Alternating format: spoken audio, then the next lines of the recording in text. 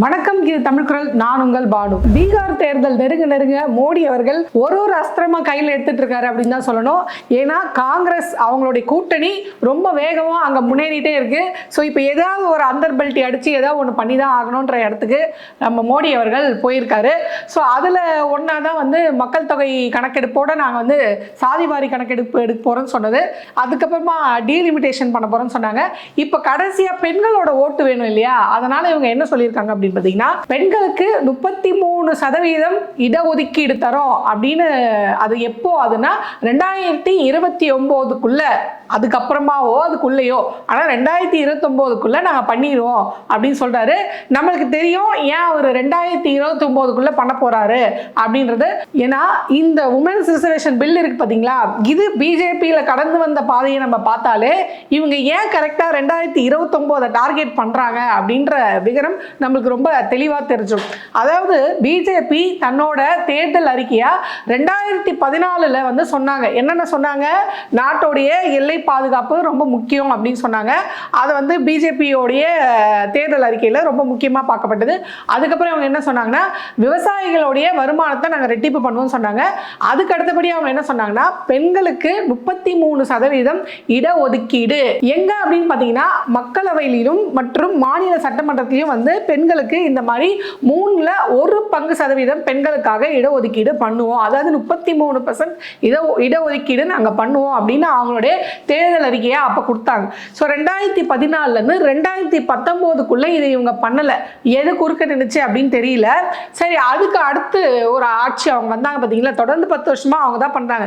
இந்த ஃபர்ஸ்ட் 5 இயர்ஸ்க்குள்ள அவங்க பண்ணல. நெக்ஸ்ட் 5 இயர்ஸ்க்கு அவங்க ஆட்சி ஜெயிச்சு வராங்க பார்த்தீங்களா, அதுலயாவது அதாவது 2019க்கு அப்புறம் அவங்க ஆட்சியை பிடிக்கிறாங்களா, இந்த 5 வருஷத்துக்குள்ளேயாவது அவங்க ஏதாவது பண்ணாங்களா? இந்த இடஒதுக்கீடு, பெண்களுடைய இடஒதுக்கீடுக்கு இவங்க ஏதாவது வழிமுறை பண்ணாங்களா? அது எந்த அளவுக்கு அவங்க இம்ப்ளிமெண்ட் பண்ணாங்களா அப்படின்னு தேடி பார்த்தா அந்த மாதிரி ஒண்ணுமே இல்லை. ஆனா ஒன்று மட்டும் பண்றாங்க. என்ன பண்றாங்க அப்படின்னு பார்த்தீங்கன்னா, 2023 நாடாளுமன்றத்தில் அவங்க என்ன பண்றாங்கன்னா, உமன்ஸ் ரிசர்வேஷன் பில் இருக்கு பார்த்தீங்களா, இதை அவங்க பாஸ் பண்றாங்க. ஏன் அவங்க பாஸ் பண்றாங்க? 2024 தேர்தலில் ஜெயிச்சவங்க வந்தாகணும். அப்போ 2023 இவங்க என்ன பண்ணுவாங்க, கேட்பாங்க இல்லையா, நீங்க இந்த மாதிரி 2014 போன தேர்தலில் இந்த மாதிரி சொன்னீங்க, 33% இடஒதுக்கீடு பெண்களுக்கு தரேன்னு சொன்னீங்களே, இப்ப பெண்கள் ஓட்டு கேட்டு நிக்கிறீங்க, எதுவுமே பண்ணலையே அப்படின்ற கேள்வி வருங்களே. அப்போ அவங்கள சமாதானப்படுத்துற மாதிரி ஏதாவது ஒன்று பண்ணி ஆகணும். அதுக்காக அவங்கள சமாதானம், பெண்கள் ஓட்டை இது பண்றதுக்காகவும் எங்கள் தேர்தல் அறிக்கையில நாங்க இதெல்லாம் பண்ணியிருக்கோம் பாருங்க அப்படின்னு சொல்றதுக்காகவும் வெறுமனவே ஒரு பில்லை 2023 பாஸ் பண்றாங்க.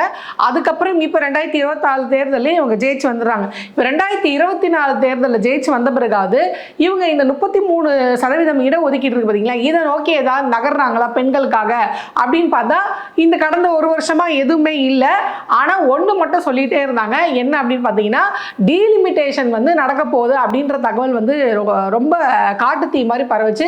அது குறிப்பா ஸ்டாலின் அவர்கள் இங்க இருக்க எல்லாருமே எச்சரிக்கை பண்ணாரு. முதல் குரலா அவர் என்ன சொன்னார் அப்படின்னு பார்த்தீங்கன்னா, டீலிமிட்டேஷன் வட இந்தியாவுக்கு வேணா சாதகமா இருக்கலாம், ஆனா அது தென்னிந்தியாவுக்கு பாதகமாக தான் இருக்கு. ஏன் அப்படின்னு பார்த்தீங்கன்னா, அப்போ இந்திரா காந்தி அம்மையார் இந்த குடும்ப கட்டுப்பாடு திட்டம் அப்படின்னு ஒன்று கொண்டு வந்தாங்க. அந்த குடும்ப கட்டுப்பாடு திட்டத்தின் அடிப்படையில் இங்க மக்கள் தொகைன்றது கட்டுக்குள்ள வந்தது. இப்போ மக்கள் தொகை அடிப்படையில் நீங்க எம்பி சீட்டு பிரிச்சா அங்க நார்த் இந்தியாவில் ஃபாலோ பண்ணல, அதனால அவங்களுக்கு அதிகமாகுது. இப்போ நாங்க ஃபாலோ பண்ணதுனால எங்களுக்கு எம்பி சீட்டு கம்மியாகுது. ஸோ இது நாங்க மத்திய அரசு, அதாவது இந்த ஒன்றிய அரசு சொன்ன பேச்சை கேட்டு நடந்ததுக்காக எங்களுக்கு கொடுக்கப்படுற தண்டனை தான் இந்த மக்கள் தொகை கணக்கெடுப்பு அடிப்படையில் இந்த டீலிமிட்டேஷனை கொண்டு வரது. ஸோ ஃபேர் டீலிமிட்டேஷன் அப்படின்னு ஒரு பெரிய பிரச்சனையே வந்தது பார்த்தீங்களா. ஸோ இந்த டீலிமிட்டேஷன் எதுக்காக அவங்க முன்னெடுக்கிறாங்க அப்படின்னு பார்த்தீங்கன்னா, டீலிமிட்டேஷன் முன்னெடுக்கும் போது இவங்களுக்கு எம்பி சீட்டுகள் அதிகமாகுது. குறிப்பாக பாஜக ஆண்டுட்டு இருக்க மாநிலத்தில் எம்பி சீட் அதிகமாகுது. இந்த எம்பி சீட்டை அதிகப்படுத்தின பிற்பாடு இவங்க என்ன செய்வாங்க அப்படின்னு பார்த்தீங்கன்னா, இந்த மாதிரி பாருங்க, நாங்கள் சொன்ன பார்த்தீங்களா 33 சதவீத இட ஒதுக்கீடு கொடுக்குறோம் அப்படின்னு சொன்னோம்ல, அதை வந்து நாங்கள் இப்போ கொடுக்குறோம் அப்படின்னு எம்பி சீட்டுகளை அதிகப்படுத்திட்டு அந்த அதிகமான இடத்துல இப்போ 13 இருக்க இடத்துல 23 வருதுன்னா அந்த 23ல் 33% பெண்களுக்கு ஒதுக்கீடு பண்ணி கொடுத்துட்டு நாங்கள் பண்ணிட்டோம் அப்படின்னு சொல்லுவாங்க. சரி, அதை தான் பண்ணுறேன்னு சொல்கிறீங்களே, அது இப்போ 5 வருஷம் ஆட்சி உங்களுக்கு இருக்குது, இதில் பண்ணலாம்ல. ஆனால் அவங்க என்ன சொல்லியிருக்காங்க, மார்ச் 1, 2027 தான் நாங்கள் வந்து சென்சஸை எடுக்க போகிறோம் அப்படின்றாங்க. ஏன் இந்த 3 வருஷத்துக்குள்ள, அதாவது 2024, 25, 26 இந்த வருஷத்துக்குள்ளெல்லாம் என்ன பூனை குறுக்க போயிருச்சா, இல்லை வேற ஏதாவது தடங்கள் இருக்கா? ஒரு 10 வருஷமா நீங்கள் நாட்டை ஆண்டிருக்கீங்க.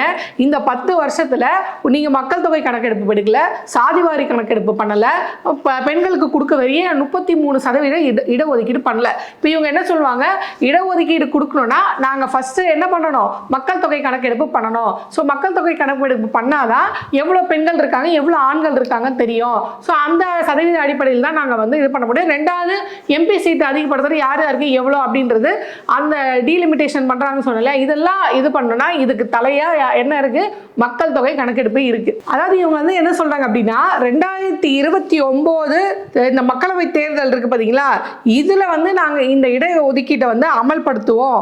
ஆனால் ஒரு ரூல்ஸ் படி, அதாவது சட்டப்படி இவங்க வந்து ஏற்கனவே இருக்க மக்கள் தொகை அடிப்படையில் பண்ண முடியாது. இது ரொம்ப முன்னாடி எடுக்கப்பட்ட மக்கள் தொகை கணக்கெடுப்பு அப்படின்றதுனால இவங்க ஃப்ரெஷ்ஷாக ஒரு மக்கள் தொகை கணக்கெடுப்பு எடுக்க வேண்டியிருக்கு. சரி, இவங்க மக்கள் தொகை கணக்கெடுப்புன்றாங்களே, இதுக்கு ஏதாவது நிதி ஒதுக்குனாங்களா அப்படின்னு கேட்டால் அதுவும் இல்லை. சரி, இவங்க சொல்லிட்டு இருக்காங்களே, ஸ்டார்ட் பண்ணாங்களா அப்படின்னு பார்த்தா அதுவும் இல்லை. இது இல்லாமல் டீலிமிட்டேஷன் பண்ண போகிறோம், அதை பண்ண போகிறோம், இதை பண்ண போகிறோம்னு சொல்கிறது எல்லாமே வெறுமனமே தேர்தல் நேரத்தில் அளந்து விடுறதா தான் நம்ம பார்ப்போம். ஏன் அப்படின்னா, இவங்க பெண்களுக்கு இடஒதுக்கீடு பண்ணணும், மக்கள் தொகை வந்து கணக்கெடுக்கணும் அப்படின்னா ஃபஸ்ட்டு 5 வருஷத்துலேயே பண்ணியிருக்கலாம். நீங்கள் 2014 அறிக்கை கொடுக்குறீங்க, இந்த மாதிரி தேர்தல் அறிக்கை கொடுக்குறீங்க, நாங்கள் 33% கொண்டு வர போகிறோன்னு. ஏன் இந்த 5 வருஷம் நீங்கள் பண்ணலை? இந்த 5 வருஷமாக நீங்கள் ஏன் மக்கள் தொகை கணக்கெடுப்போம், இல்லை பெண்களுக்கு அதுக்கு அடுத்து இருக்க அந்த லிங்காக இருக்க எதுவுமே நீங்கள் செய்யாமல் கரெக்டாக 2023 நீங்கள் வந்து பார்லிமெண்ட்டில் வந்து பாஸ் பண்ணுறீங்க உமன் ரிசர்வேஷன் பில்லை. சரி, இந்த உமன் ரிசர்வேஷன் பில்லை ஏன் 2023, ஏன்னா 2024 தேர்தல் ஜெயிக்கணும். இப்போ இவங்க 2029 அப்படின்றத அடுத்த தேர்தலில் அவங்க ஜெயிக்கணும். ஆக்சுவலாக அவங்க என்ன சொல்ல வராங்கன்னா, நாங்கள் 4வது முறையாக ஜெயிச்சு உள்ளே வந்தால் இதுக்கான வேலையை நாங்கள் செய்வோம். ஸோ இது எல்லாமே இவங்க என்ன பண்ணுவாங்க, கடைசி வரைக்கும் பாருங்கள் நாங்கள் பண்ணுறோன்னு எதையாவது ஒன்று அதுக்கான அடிப்படை வேலைகளை மட்டும் செஞ்சுட்டு, இப்போ ஃபார் எக்ஸாம்பிள் பில் பாஸ் பண்ணாங்க, அடுத்து என்ன சொல்லுவாங்க, நாங்கள் பில் பாஸ் பண்ணோம் ஆனால் மக்கள் தொகை கணக்கெடுப்பு எடுக்கல, அதனால் இதை செய்யாமல் இருக்கிறோம், டீலிமிட்டேஷன் பண்ண முடியல, பண்ண விடாமல் அந்த மாநிலவங்களாம் வந்து பிரச்சனை பண்ணிட்டு இருக்காங்க, அதனால் டீலிமிட்டேஷன் வந்து தாமதமாகுது. இப்போது டீலிமிட்டேஷனை முதல்வர், அதாவது தமிழக முதல்வர் ஸ்டாலின் அவர்கள் ரொம்ப தெளிவாக என்ன சொல்கிறாருன்னா, நாங்கள் வந்து உங்கள் பேச்சு கேட்டு தானே மக்கள் தொகை குறைச்சோம், ஸோ அதனால் எங்களுக்கு எப்படி இதுக்கு முன்னாடி இந்திரா காந்தி அம்மையார் வந்து சொன்னாங்க பார்த்தீங்களா, இந்த மாதிரி அடுத்த 25 வருஷத்துக்கு இப்போ இருக்க இந்த எம்பி சீட்டு இதுவே வந்து மெயின்டைன் ஆகணும்னு சொன்னாங்களே, அந்த மாதிரி எங்களுக்கு அறிவிச்சுட்டு போங்க அப்படின்னு சொல்கிறாங்க. ஸோ இதை அறிவிக்கிறதுக்கும் உங்களுக்கு மனசு இல்லை, ஆனால் அந்த பக்கம் செய்கிறதுக்கும் உங்களுக்கு முடியலை. ஸோ இப்போ டீலிமிட்டேஷன் இப்போ சிக்கலில் இப்படி தொங்கிட்டு இருக்கு. ஸோ இதை முடிச்சாதான் இந்த 33% பெண்களுடைய இடஒதுக்கீடு அப்படின்றதும் செய்ய முடியும். ஸோ இப்படி இது ஒன்னோட ஒன்று லிங்காக இருக்கும்போது இவர் எதன் அடிப்படையில் 2029 நாங்கள் செஞ்சு தருவோம் அப்படின்ற வாக்குறுதி கொடுக்குறாரு. இதை எப்படி நம்ம நம்ப முடியும்? இந்த 15 வருஷமாக செய்ய முடியாத நீங்கள் 2029 தேர்தலில் ஜெயிச்சு வந்து அதுக்கப்புறம் நீங்கள் வந்து செய்வீங்கன்றத எந்த அடிப்படையில் நாங்கள் நம்பகத்தன்மையாக எடுத்துக்கிறது? இந்த 2029 இந்த தேர்தல் முடிஞ்ச பிறகோ இல்லை அதுக்கு முன்னாடியே நாங்கள் வந்து இதை செய்ய போகிறோம் அப்படின்னு சொல்கிறாங்கன்னா, இப்போ தேர்தல் ஆணையம் அதுக்கு ஒரு டைம் லிமிட்டேஷன் வைக்குது. இவங்க என்ன சொல்கிறாங்க அப்படின்னா, நீங்கள் எதை பண்ணுறதா இருந்தாலும் இந்த தேர்தல் ஆணையம் தேர்தலுக்கான தேதி அறிவிக்குது பார்த்தீங்களா, அதுக்கு முன்னாடி நீங்கள் எதுவாக இருந்தாலும் செஞ்சாகணும். அதுவும் குறிப்பாக இந்த மக்கள் தொகை டீலிமிட்டேஷன்லாம் சொல்கிறீங்க பார்த்தீங்களா, இதெல்லாம் நீங்கள் தேர்தல் தேதி அறிவிக்கிறதுக்கு முன்னாடியே செஞ்சாகணும் அப்படின்ற ஒரு கட்டாயமும் இருக்குது. ஸோ அதுக்கு முன்னாடி அவங்க செய்யாது போனால், 2029 தேர்தல் தேதி அறிவிக்கிறதுக்கு முன்னாடி செய்யாது போனால், நான் முன்னாடியே சொன்ன மாதிரி அவங்க மறுபடியும் தேர்தலை சந்தித்து ஆட்சிக்கு வந்து அதுக்கப்புறமா தான் இதெல்லாம் செய்வாங்க. அப்பயும் செய்வாங்களா, இல்லை அடுத்து தேர்தல் நாங்கள் ஜெயிச்சு வந்தால் பார்த்துக்குறோம் அப்படின்னு சொல்லுவாங்களா அப்படின்றது ஒரு பெரிய கேள்விக்குறியாக தான் இருக்குது. ஸோ இது எல்லாமே என்ன அப்படின்னு பார்த்தீங்கன்னா, தேர்தல் நெருங்குற சமயத்தில் பாஜக தொடர்ந்து ஏதோ மக்களுக்கு நாங்கள் வந்து பெரிய நலனை செய்ய போகிறோம் அப்படின்ற மாதிரி ஒரு பிம்பத்தை வந்து இவங்க கட்டி அமைச்சிருப்பாங்க. ஏன்னா இந்த 10 வருஷத்தில் செய்ய முடியாது, அடுத்த 5 வருஷத்தில் செய்ய போகிறீங்க, உங்களுக்கு இவ்வளோ டைம் இருக்குது. இதில் அண்ணாமலை அவர்கள் வேற, நீங்கள் எங்கள் தேர்தல் அறிக்கையை எடுத்து பாருங்கள், 2014 2019 என்னென்ன அறிக்கை கொடுத்தோமோ அது எல்லாத்தையுமே நாங்கள் நிறைவேற்றியிருக்கோம் அப்படின்றார். அவங்களோட அறிக்கையில் எதுவுமே நிறைவேற மாதிரி தெரியல. எல்லை பாதுகாப்பு ரொம்ப முக்கியமான அறிவிப்பு அவங்க சொன்னாங்க. நான் முன்னாடி சொன்னல, இப்ப நிலைமை என்னவா இருக்கு நாட்டுல? வெளியே இருந்து தீவிரவாதிகள் நம்ம நாட்டோடைய எல்லையை ஊடுருவி தாக்குதல் பண்ணிட்டு போன பஹல்காம் தாக்குதல் ஒரு மிகப்பெரிய எடுத்துக்காட்டு. சரி, அவங்களே அது பிடிச்சிங்களா கேட்டால் இல்லை, ஃப்ளைட் ஏறி தப்பிச்சு போயிட்டாங்கன்றாங்க. ஒரு தீவிரவாதிகள் ஃப்ளைட் ஏறி தப்பிச்சு போகிற அளவுக்கு தான் இங்கே தேசத்தோடைய பாதுகாப்பு இருக்கா அப்படின்ற பெரிய பெரிய அச்சம் நம்மளுக்கு வருது இல்லையா? ஸோ பிஜேபியோட இத்தனை வருஷம் ஆட்சி காலத்தில் எல்லை பாதுகாப்பும் இல்லை, தேசத்தோடைய பாதுகாப்பும் ஒன்றுமே இல்லை, பெண்களுக்கும் பாதுகாப்பு இல்லை, விவசாயிகளுடைய வருமானத்தை ரெட்டிப்பு பண்ணுறோம் அப்படின்னு அவரோட தேர்தல் அறிக்கையில் சொல்லியிருந்தாங்க. இப்போ இல்லை, இதுக்கு முன்னாடி இல்லை, 2014 தேர்தல் அறிக்கையில பிஜேபி சொல்லியிருக்கு விவசாயிகளுடைய வருமானத்தை நாங்க ரெட்டிப்பு பண்றோம். ஆனா நம்ம எல்லாருமே பார்த்திருக்கோம், இந்த நாட்டில் விவசாயிகள் எத்தனை மாச கணக்கா பார்லிமெண்ட் முன்னாடி வரைக்கும் போய் நாங்க வந்து போராட போறோம் அப்படின்னு எவ்வளவு பெரிய போராட்டத்தை முன்னெடுத்தாங்க விவசாயிங்க அப்படின்றது நாடறிந்த உண்மை. ஆக அவங்களோட அறிக்கையில அண்ணாமலை அவர் சொன்னார் பார்த்தீங்களா, இதெல்லாம் நாங்க செஞ்சு முடிச்சிருக்கோம் அப்படின்னு. அவங்க சொன்ன மாதிரி அவங்க அறிக்கையில எதுவுமே செய்யல. ஏன் ரொம்ப டீட்டெயிலா வேண்டாம், இந்த மேம்போக்கா இந்த வாட்ஸ்அப் மெசேஜ் சொல்லுவாங்க இல்லையா, அதாவது வெகுஜன மக்களோட கேள்வின்னு சொல்லுவாங்க இல்லையா, அவங்க எல்லாம் கேட்குறாங்க 15 லட்சம் எங்களோட அக்கௌண்ட்ல போடுறோம், நீங்க போட்டிங்களா? கருப்பு பணத்தை ஒழிக்கிறோம் அப்படின்னு சொல்லி 2000 நோட்டெல்லாம் கொண்டு வந்து மக்களை வந்து பேங்க்ல வாசல்ல லைன்ல நிக்க வச்சு எவ்வளோ பேர் ரொம்ப சிரமத்துக்குள்ளாகி உயிரெல்லாம் விட்டாங்க. தன்னோட சிறுக சேர்த்து சேமிப்பு பணத்தை செல்லா காசா மாத்தின பெருமை வந்து மோடி அவர்களுக்கு இருந்தது. அதை வந்து பெரும் முதலாளிகளோட கருப்பு பணத்தை வெள்ளை பணமா மாத்துறதுக்காக தான் அவர் வந்து இந்த மாதிரி ஒரு கருப்பு பணத்தை ஒழிக்கிறேன்ற திட்டத்தையே அவர் கொண்டு வந்தாரோ அப்படின்ற டவுட்டே நம்மளுக்கு இருக்கு. ஸோ அவர் கருப்பு பணத்தை ஒழிக்கிறேன்னாரு, அதையும் அவர் ஒழிக்கல.